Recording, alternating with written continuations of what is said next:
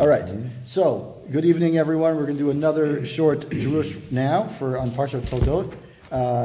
It's a nice one. It's about what happens at the end of this week's Parsha after the brachot, after Yaakov and Esav kind of have a little bit of Esav gets upset that Yaakov steals the brachot from him, and gets very upset. And then what happens is that Rivka tells Yaakov to run away to Lavan's house, but she says it in a unique way, and she says one thing to Yitzchak and one thing to Yaakov, and that's really where this is where the Zera Shimshon is coming in. He's told to flee to Haran, right, to go to because out of fear that Esav is going to kill him, and he hides out there for 14 years. Studying Torah, and we know, as the Midrash says, that he's going to learn Torah in the yeshiva of Ever. But one of the things that we see is that he was unable to do is to be mechabed his parents, meaning he's able to honor his parents, which we know, and the Gemara mentions it. The Gemara mentions in the Megillah. He mentions that the Gemara in Megillah mentions the fact that Yaakov gets punished for this. So now we're going to say Megillah Sof, it's Drush Tet Zayin, which is Drush number 16 on this week's Parshat. It's the last one. It says Megillah Sof Parakam, and at the end of the first chapter of Megillah, Daf Tet Zayin as well. It says it actually appears in the Ein Yaakov, but which is like the kind of like the shorter version of the Gemara, if you will. It says Amar Rabbi Yitzchak Bar Marta Mishmei Derav. Gadol Talmud Torah Yoter Mikubed Aveim Shekol Yudalet Shanim Shaya Yaakov Beit Ever Lo Na'anash Alehem Ad Kan Lashano. So the Zera Shimshon brings a small piece of the first from Daf Tet Zayin in the Gemara. It says that Rabbi Yitzchak Bar Mata says in the name of Rav that all 14 years that Yaakov Avinu was learning in the yeshiva of Ever. He was not punished for them, even though during that time he was not able to be mechabed his parents. Ad kan l'shalom, that's what he said. So basically, when Yaakov was forced to flee to Haran, he did not go there directly, but he spent 14 years learning at Ever. That's also next week's parsha. It's mentioned there several times. Anyway, but he was separated from his son Yosef for 22 years as a punishment for the 22 years that he spent away in Haran, away from his parents. He was not punished for the prior 14 that he had spent studying Torah. Right? So we have 14 years where he was learning, and then he got punished for 22 years because that was the total amount. He was separated for 22 years. As punished for the 22 years he spent in Haran away from his parents. But he was not. What doesn't make sense? Why would he? You're saying retroactive is punished for the 14 as well. Well, so that's what right. So the question is. So he's going to answer the question you're about to ask. What your question is really good, actually. He's going to answer the question. The Zera Shimshon is going to answer it. He mentions, or he implies, at least he doesn't really say exactly, but he implies the fact that perhaps he gets punished only for the 8, not for the 14. You understand? So there's the 14 he may not have gotten when he wasn't. He's going to get to the point, but he's going to say is that the 14 maybe he could have you could have sort of say that maybe he's going to get to the point, but that Torah maybe is a valid enough reason to not have to be mechabed the parents. But the other extra 8 years, that's where maybe he's going to say that, or imply it at least. Marsha. Why was Yaakov punished even for those 22 years? Right?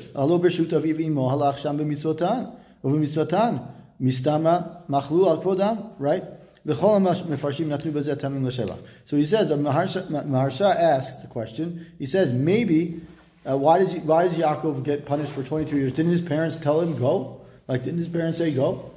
Right, presumably, right. By saying if someone tells you, their child to go, they understand what it implies, and it implies that maybe they wanted him to go, and they're willing to, forego their kavod of kibbud avim. There are many explanations for this. The In Yaakov, Rabbeinu Bechaya, etc. Many other explanations to it, but he's going to give Zera Shimshon is going to offer his own explanation. He says, in our opinion, this question does not even start. Sharei Yaakov lo yashav etzel Lavan ela mechmat hayira she'ata lo imo misav. Right? We know what was the original reason for why Yaakov went to Lavan? It was because he was fear for his life. There's no. It's very clear in the psukim that's the reason. Aval aviv lo tzivalo ela lechet sham v'likach lo misham isha. But if we look in the Psukim, and this is what the Zera Shimshon is picking up on, and this is what, like, it's so obvious in the Psukim, but we never really pick up on it. But he says, is that if the way the Psukim read is that Yaakov was commanded by Yitzchak, go marry a woman from the area of Lavan, of Lavan's area of Canaan, right? You should not take a wife. Sorry, you should not take a wife from the daughters of Canaan, right? But rather, you should go down to Haran, find yourself a wife, right? That's what Rivka tells Yitzchak, right? So he says, right? What would Yitzchak assume? What would most people assume when they tell their parents, when the parents tell the son, go off, find yourself a wife? Means go out there, do what you got to do, find yourself a wife, bring her home, just like I did, right? Like, I mean, Yitzchak is thinking, how long is it going to take? Right. Take a year, 2 years, whatever. But it wasn't. It was certainly not saying 22 years. That was definitely clear, right? Even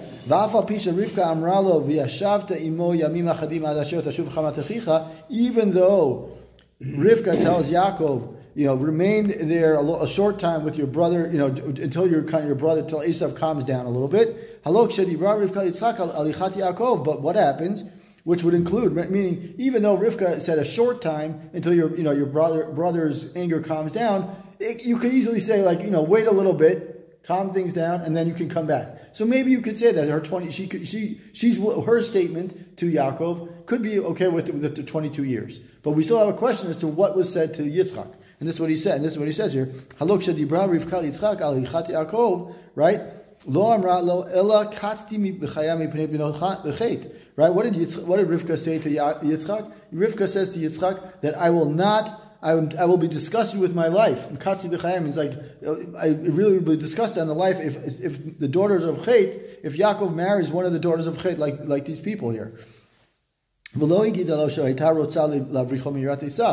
she didn't say, really what I do is, yes, I want him to go get married over there. But, second reason is really, I want him to get away from here because I don't want him to get killed. Meaning, that's not the reason, right? It seems to imply that Rivka understood what the tension was happening between Yaakov and Esav. And it seems also that Yitzchak either was not aware or didn't really think it was that bad, or whatever it was, but there's some sort of dynamic here that's not clear between the three of them, between that is Yaakov, Yitzchak, and Rivka understood something that Yitzchak didn't. So either way, he says, Im Kain, Yaakov lo hayala reshut me'aviv litakev sham. Right? Accordingly, at the very least, we see that Yaakov did not have permission from Yitzchak to stay for 22 years. And even though he had a commandment from his mother to stay, that would not help him. Right? But either way, they still have, both of them, that is Yaakov and Rivka, have some sort of obligation towards Yitzchak. So either way, even though Rivka says, don't worry, it's okay, stay as long as you need, wait till your brother's anger calms down a little bit, Yitzchak said, find yourself a wife and come back. So we still have a problem here, right? We still have a problem is where Yitzchak is telling him, go take care of business, go find yourself a wife and come back. And Rivka is saying, stay as long as you need to calm the anger. And there's this question here in the middle, which he doesn't really answer, is why did Rivka, or he kind of answers it, why did Rivka not say everything to Yitzchak? But the way I understand it, at least, is that Rivka didn't want the anger, the issue of the tension between Yaakov and Esav to come up in Yitzchak. Yitzchak was already old and frail, so she didn't want to make that a bigger deal. But either way, so he says, Af lashona braita diita hata daika nami. So daika hachi. The language of the braita here that is in the Gemara says, the Tani says, Yosef parash me'aviv kafet shana. Yosef was separated from his father for 22 years. Kishem she Yaakov parash me'aviv kafet shana. Just as Yaakov had been separated from his father for 22 years. Dinakat aviv dafka. The braita there mentions specifically his father. Right? Because his mother, what did Rivka say? Rivka said, it's okay, stay as long as you need, because your brother's anger is going to come. But the Braita says, that he was away from his father, not from his parents. He should have said from his parents, right? But he says here from his father. So now he says, proposes, Zera Shimshon now is going to give another reason as to why Yaakov was punished. It's not enough. We have to say that it's not only did Yaakov fail to fulfill the mitzvah of Kibbud Avayim, but rather he really was being mizalzel and is covered by not being there. Meaning, by remaining in Haran for so long, not only was he being disrespecting him, it was being rude, like it was being the opposite, right? Not only was he not being mechabed, which is one thing, he's being mizalzel by saying, I'm just going to stay as long as you want, I need to stay, right? In other words, he doesn't really, if you look at the psukim in next week's parsha, he doesn't really mention that often, does he mention his father saying, oh, I miss my father, or I miss my parents, like, it doesn't happen. So he's saying is that what the Zera Shimshon is saying, I don't understand, how is this possible that Yaakov Avinu, the greatest of the great is not only not being mechabed, but he's actually being, and he uses the word mizelzel, which is a pretty strong word, right? So he says, look, he says, garti. What happens in 2 weeks part in Vayishlach in 2 weeks part in two parshiot? It says what happens. We know that Yaakov, when he finally does meet Esav, what did he say? In Lavan garti, right? I lived with Lavan. And I sojourned, meaning I was like a garti. I wasn't living permanently. Lo na'asiti tsar v'chashuv. I did not become some sort of important person there. Elager, I was rather a foreigner. Therefore, he says, because you should not. He says to Esav, you should. This is Rashi, not the Zera Shimshon is quoting Rashi. He says, you should not think that the brachot came on me. Right, because you might be angry, if you were angry that the brachot came true, you shouldn't, because look, I lived with Lavan for 22 years, I lived like a simple person, I was a foreigner, I wasn't some great person, I didn't get, all the kavod and whatever it is, and he says, Lonit kamabi, the brachot of, that you will be like a great person above your brother, never came true. The Siftei Chachamim asked the question, that this seems to be a degrade, like a zilzul of his father. Right? It's a great question by the Siftei Chachamim. He says, how is it possible that Yaakov Avinu would say that about his father? How would he say it was about his father? Saying is, don't worry, Esav, I never became a great person. Which basically he's saying is that my dad's bracha never came true. Right? And he's saying is that the bracha that my father gave, it wasn't really a meaningful. Different ways to answer that. It eventually will come true. Yeah, he's trying to say his life is like right. So he's going to get to that point as well. And you're right. It's definitely an answer. There's definitely a way to answer it very simply. So like you said, he's trying to belittle the brachot so that his anger is calmed, and he calms his anger a little bit. But even so, it's a good question. Meaning he's saying is like the way the tone of voice definitely comes across as saying is, listen, he meant to say that you're going to be a great person. It didn't happen 22 years later. It still hasn't happened yet. You can't be so angry. Right now, you and me could say, listen, 22 years, the guy lived till, he's 100 and something, so he's got some more time for it to happen, or maybe it's not going to happen yet, or whatever it is. But maybe that's the point. The point is that it implies some sort of zilzul. Like even when we say things, sometimes we say things and it implies something that we didn't mean. Right. But it definitely, someone else could interpret it as that. So that's what I think he's saying here, is that it implies some sort of, the Siftei Chachamim says, at least implies, says he thinks that it implies that there's some sort of, lowering of the kavod or the greatness of Yitzchak Avinu. So now he says, Af anu nomar, so we should, so too, he says, Shekol od sheYaakov nitakeh bebeit Lavan kedei she'esav lo yargenu, zeu zilzul b'brachot shel aviv. He says that as long as Yaakov was living in Lavan's house, so that Esav would not kill him, right? So he says this is belittling his father's brachot. What's the simplest question? Like if the brachot were meant to be happen, then what should have happened? Yaakov should have just stayed where he was. Like he didn't have to get thrown out. Like he didn't have to get chased out even by his mother. Like if the brachot were really going to happen to be mitkayem on Yaakov, look what he says. It would be impossible for Esav to kill him. Meaning, if the brachot were really meant to happen and take place, and to kind of take that Yitzchak's bracha would take place on Yaakov, so then Esav would literally be impossible for Esav to kill him. Really? That's what he says. Right? What should have happened?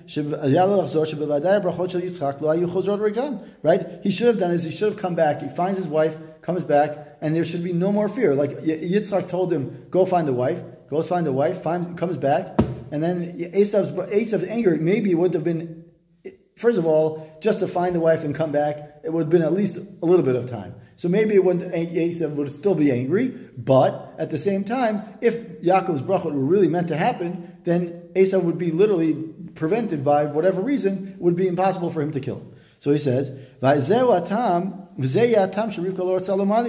this is the reason. He says, this may also be the reason, which I think is really interesting. He says, this is the reason why Rivka doesn't tell Yitzchak, this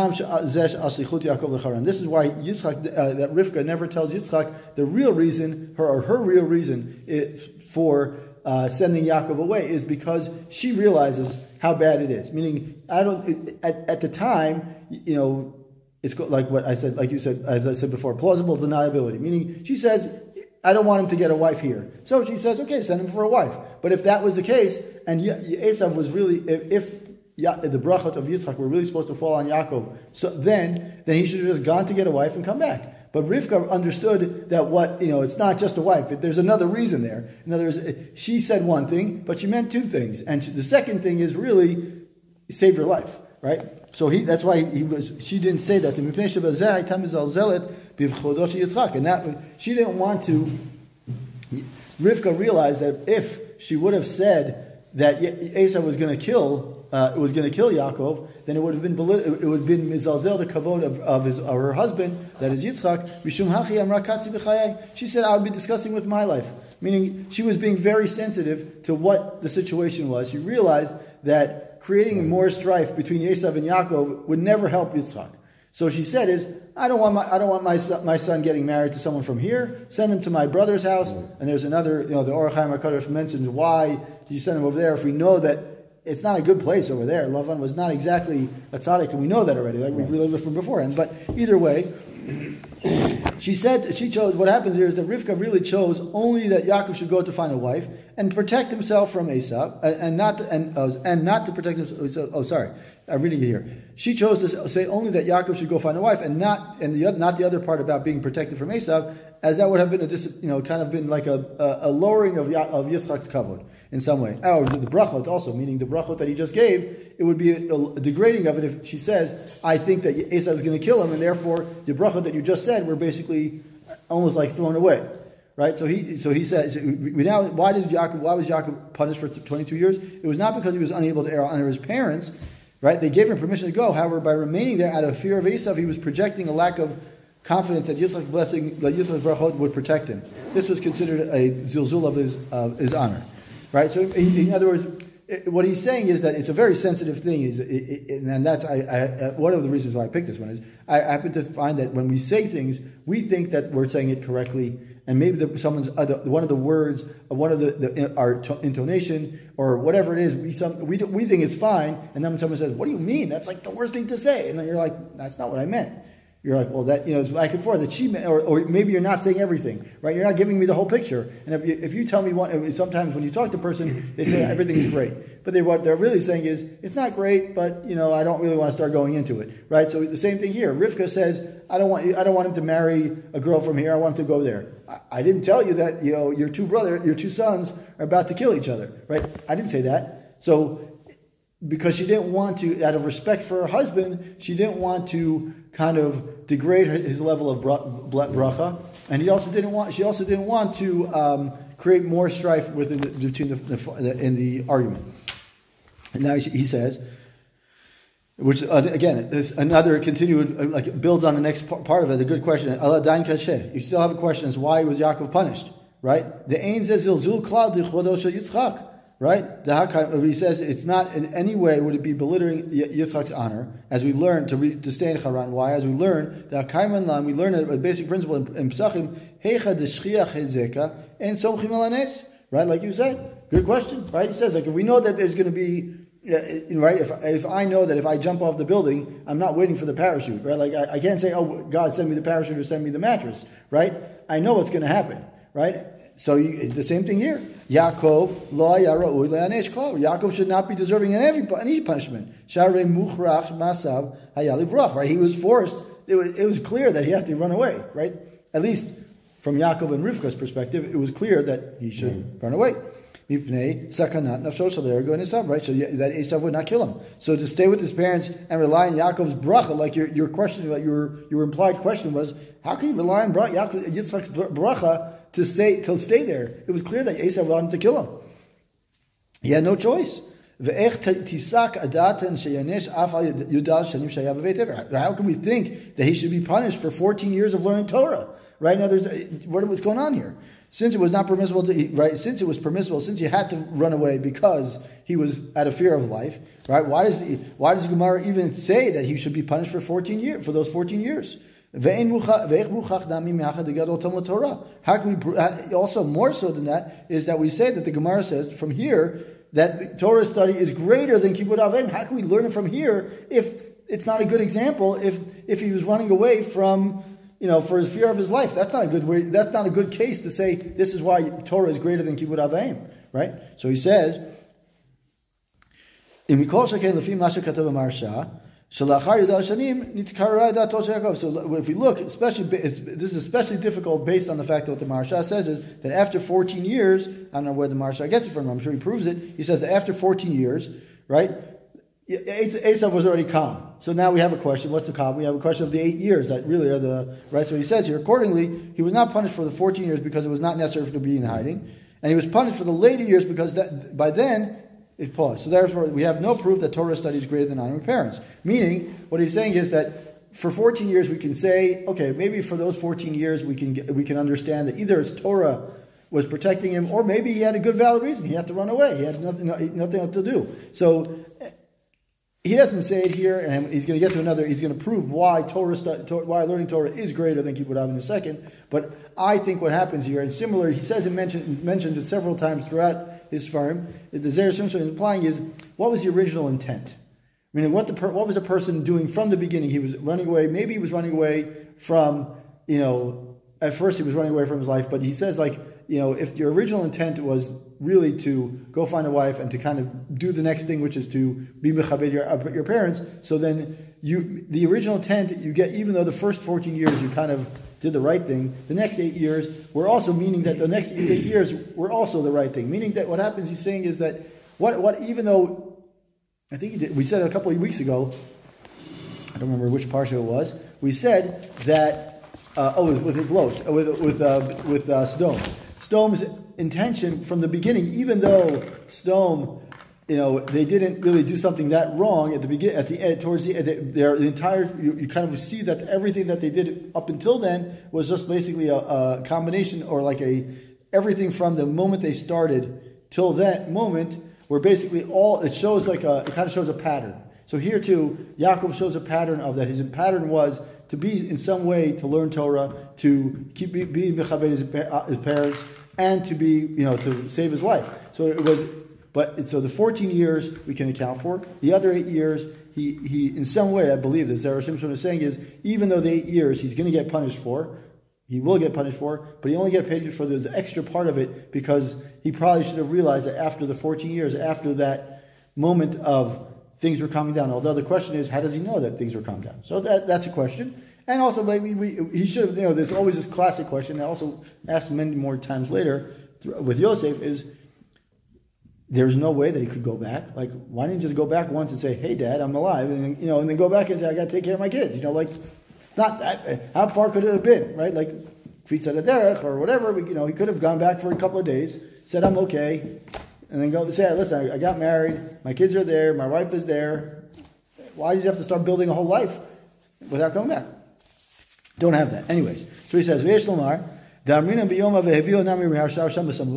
in Gemara in Yoma, and the Maharsha brings it here as well in this Gemara from Megillah. Yitzchak Avinu zaken v'yoshev b'yeshiva haya. Yitzchak Avinu, this is a fascinating piece of Gemara. He says that the Maharsha mentions it, but the Gemara also mentions it in Megillah. He says that Yitzchak Avinu had his own yeshiva. When I learned this the other day, I never knew that.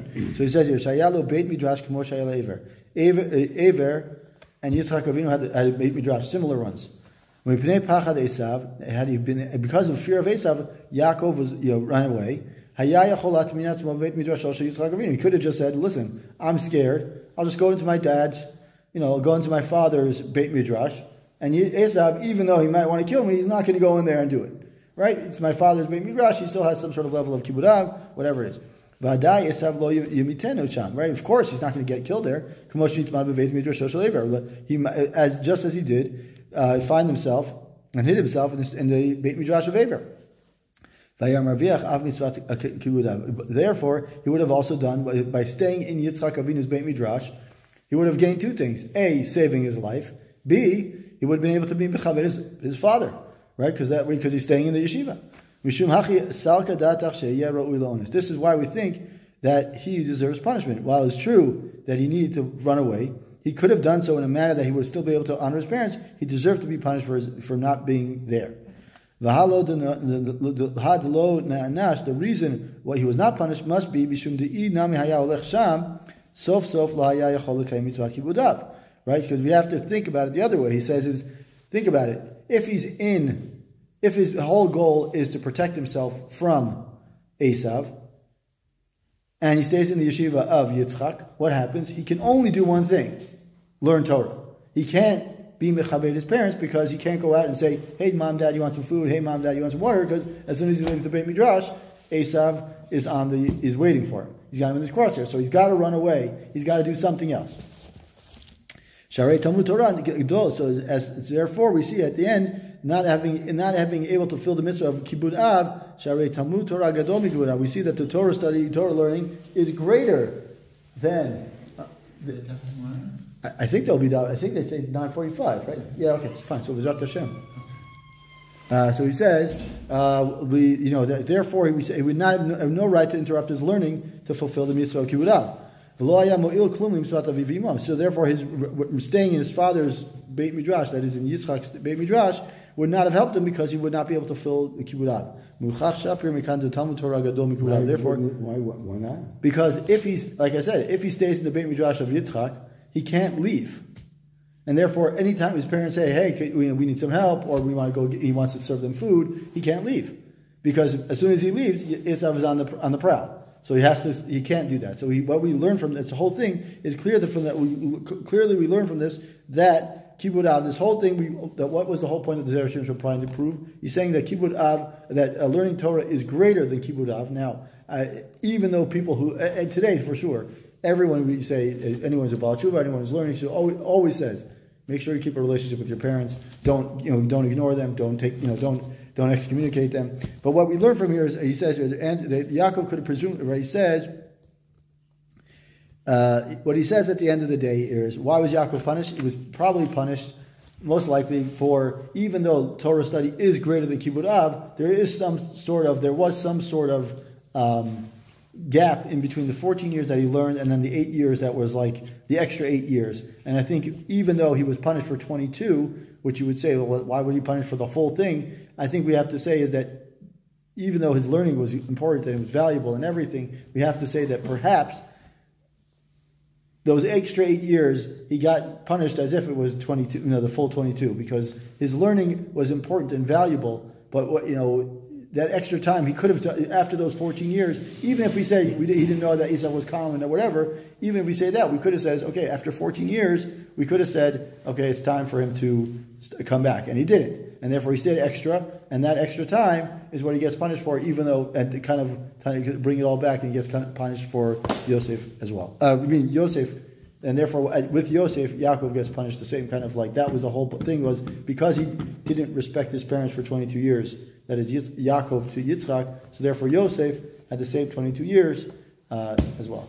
That was the whole point of this whole Torah, is that he's saying, how is this possible? And he says, because he did something, he was not being mechabed his parents, or at least one of his parents, and therefore, so to here, we see that Yosef also kind of got the similar kind of situation happened with Yosef. Anyway, so, maybe, amen.